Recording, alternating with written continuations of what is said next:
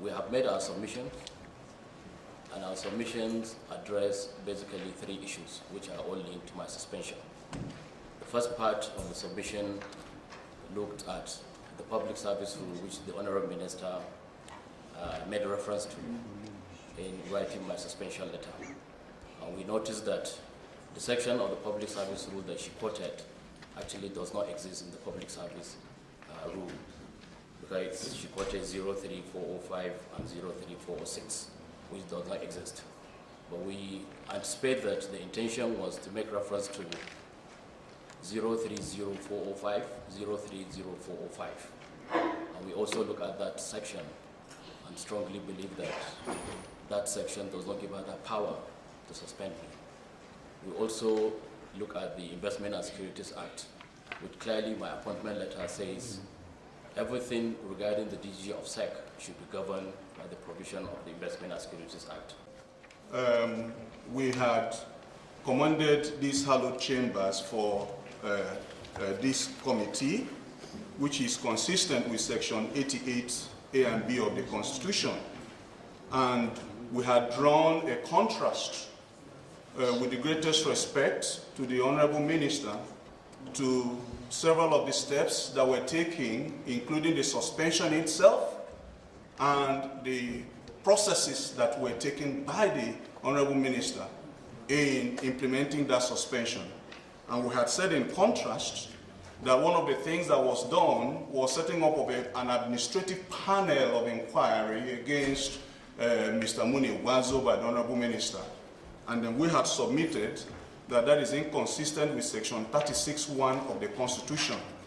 And then we had also submitted, by way of introduction, that all the steps taken by the Honorable Minister, including the suspension of the DG itself, is illegal.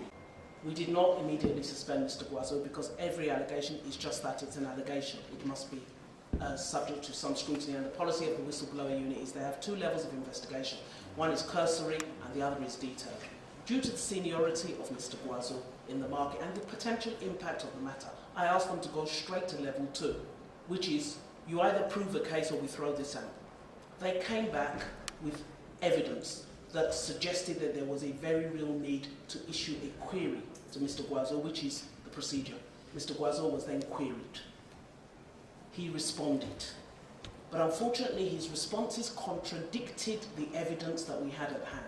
For example, Mr. Gwarzo claimed that he had resigned from the company. But the evidence we had from CAC showed him to still be a director and shareholder. So on that basis, we felt there was a need to do more work. I sent then the team back again, and this explains the delay between his response and his eventual suspension.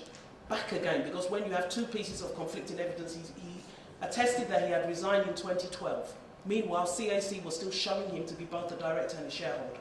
So we needed to get other evidence. So we then went to bank records and found that Mr. Munir remained a signatory to that account. And we obtained evidence of banking transactions where he signed as a director. That then for me became conclusive evidence that the position he had maintained in his memo was incorrect. The suspension of Munir Gwarzo,